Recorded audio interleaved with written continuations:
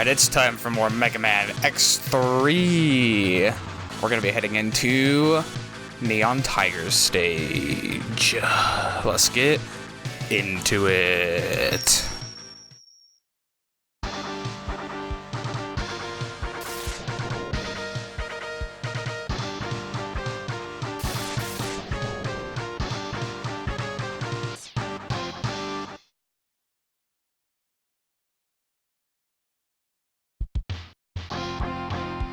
Oh no, look out, it's the worst track in the game. Those first few seconds, yeah, that's it. That's all we get for this stage. It's kind of unfortunate, but whatever. Because even if it is the worst track in the game, we do get one of the most important upgrades in this stage, the arm piece. And these guys are really annoying because the spike balls are invincible, so you can't actually hit them with a charge shot. Oh goodness, it's been a couple days since I've gotten to record some of this. I'm trying to remember exactly what I did. I guess it's nice doing post-commentary now. Doing it in the moment, playing the game and doing the commentary, that's kind of rough. Also, having Triad Thunder for these guys makes it so much faster. It's wonderful.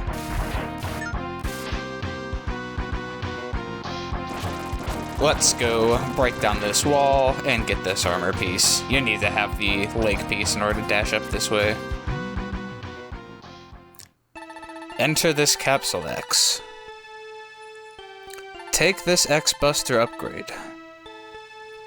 The upgrade will increase the strength of your charged shots. You will be able to shoot 2 charged shots at once. If timed correctly, you can overlap the shots to create a single cross-charged shot. The upgrade will also allow you to charge any special weapon. And now we finally have more armor pieces. And with it, we can go back and get a whole lot more, but that'll be saved for another episode. I'm pretty sure. There's our double cross charge shot, or whatever it's called.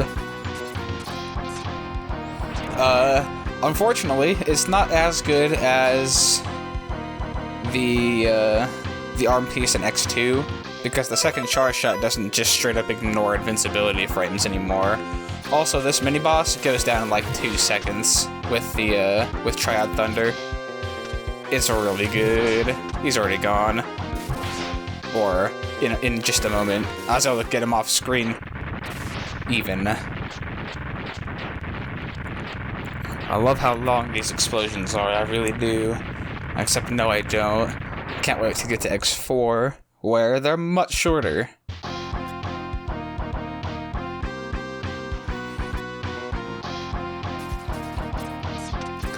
If I'm not mistaken, we will be getting to Byte here in just a moment. And, oh, I love Byte. You saw there that I could have gone to get a right armor to help with this section, but I decided against that. For the reason of getting achievements. Remember to drink water, gamers. This is nice though, because unlike in X2, it actually shows you the 4th level of the charge, which was there in X2, it just didn't show you. Nice to meet you, X. I am Byte. I have been programmed to exterminate you. That's all. This fight, I'd say, is the most difficult one in the game. Not because it's actually hard, he does just do the exact same strategy as all the other bosses of run back and forth until he hits you. But just because I'm terrible at timing at this one. I don't know why, I just am.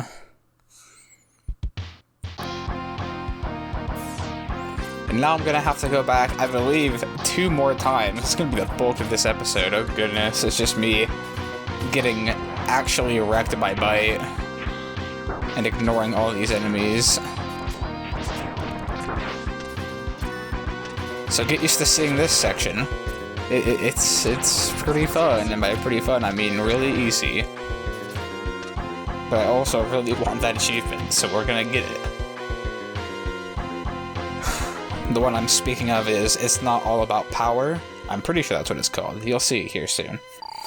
But you have to beat Byte using only the X-Buster. There is one for Bit. It's called It's Not All About Speed. That's one where you have to beat Bit using only the X-Buster. His weakness is the drill weapon, but it's not like that matters all that much. He's really easy. And if you only defeat one of the two, as in only Byte or only Bit, you'll get a really easy fight in the castle stages. This is basically all that you're supposed to do during this fight, but I messed up the timing and I died again. But third time's the charm. The game always asks me if I'm ready, but I'm never quite ready.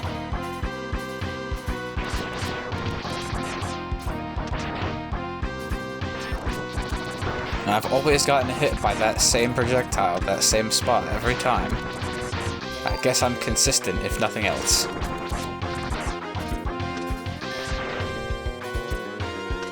Charging up, let's get into it. One last time, I hope.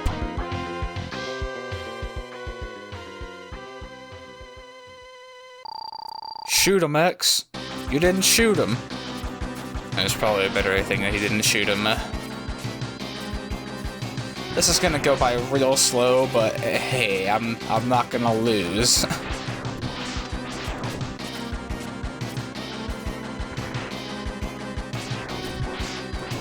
Ooh, that was kind of spooky. That, like, magnet thing he throws on there, it repels you away from the wall, so it makes it real hard to stick to it. So you just have to dash over him, which is really easy with the leg piece. You have lots of time, it's really generous. Honestly, you shouldn't really be getting hit during this fight. I don't know if I get hit at all, but well, let's hope I don't. Because that would just be embarrassing, dying to this big guy, am I right? Oh no! It happened again. Also, when he slams into the wall like that, you can't grab onto the wall. I was playing it extra safe there. Power isn't everything, that's what the achievement's called. I didn't expect you to have this power. I've lost this time, but I'll crush you next time. Let's move on with our lives now. And as you saw, he didn't explode like Bit did, because I used Bit's weakness on him, so he's just dead. Byte, however, is still very much alive. Also, these guys do way too much damage if you touch them, so please don't. As you can see...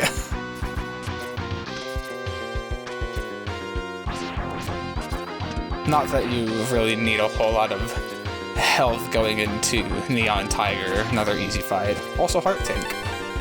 You can get that one without the leg piece, but it's just a lot quicker if you do have it. Walking in. I was gonna say strolling in, but I changed my mind. This nice guy always waits for you to make the first move, and then he'll just do this. Back and forth. Back and forth. I love Megaman X3. It's so fun and creative sometimes. I really do like this game though, it's pretty good. As long as you shoot in this area, no matter what he does next, you will hit him. Because he's either gonna stay there and shoot his beam, or he's gonna jump across the room like that and try to swipe at you. But regardless, he goes down pretty fast. Everybody here like lifelong explosions? Because the bosses sure do.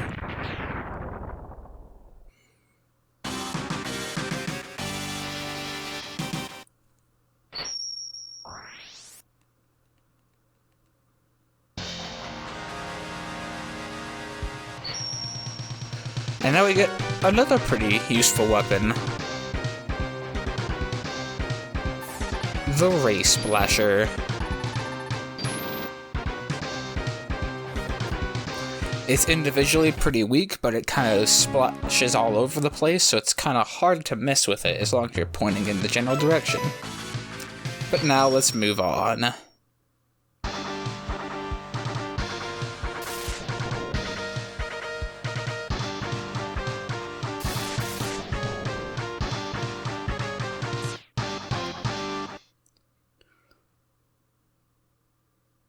Oh, Gravity Beetle. Why must you be like this? Why must you be so Gravity Beetle? I don't like this stage that much. Mostly because it's required that you beat Blast Hornet before you can get all the upgrades, because you see these boxes here? They just randomly go away after you beat Blast Hornet. Because this game tries to do a Megaman X1 thing. I totally just bumped the mic there, I'm so good. Where you defeat certain bosses and some stages will change, but this game doesn't really give an explanation as to why those things are, or at least an easy one to see. Also, this is where you do the grinding for your sub-tanks in this game. These two will always drop health pellets, and I'm just using Frost Shield because it drops a thing there and it'll kill the guy twice when I come back up.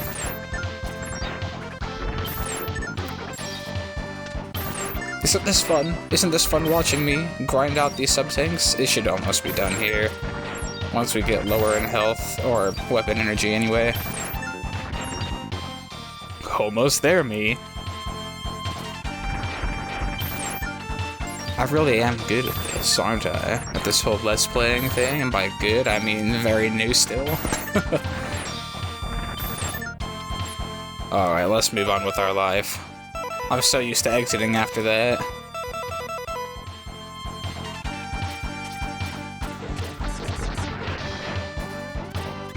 And now that we've defeated both Bit and Byte, then neither of them will show up.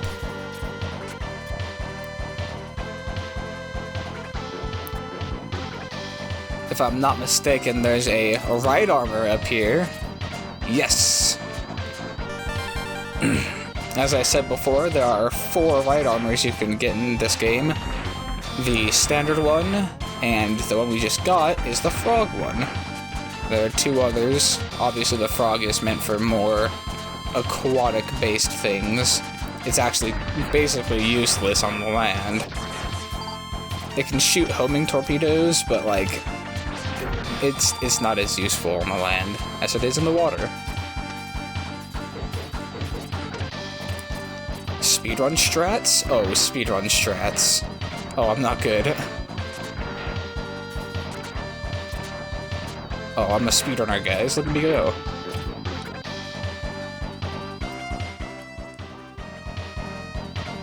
Now, surprisingly enough, that's not where the boss is, or a mini-boss. You could go up that way to get a right armor, to get a special upgrade that I'll be talking about later, that I'm not going to be getting, because I want the secret stuff in this game.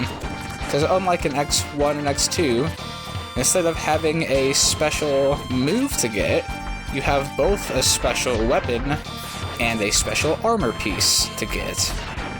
Which I think is quite fun. It's kind of convoluted how you get both of them, but it also makes sense. But here is Gravity Beetle.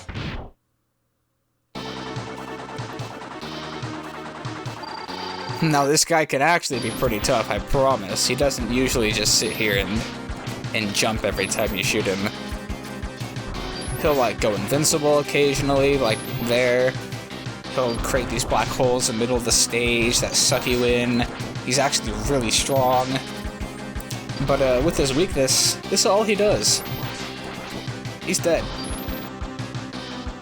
Easiest boss fight in the game with his weakness, I'd say. I know they're supposed to be weak to these weapons, but like, come on. That's not even a challenge. They didn't even do anything.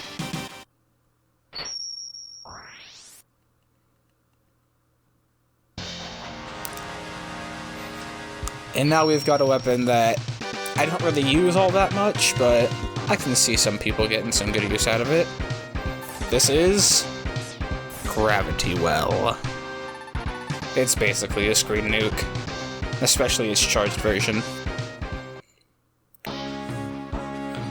But that's all for this episode. And next time on Megaman X, we'll be doing some cleanup, and maybe we'll even see the return of that mysterious Maverick. See you then.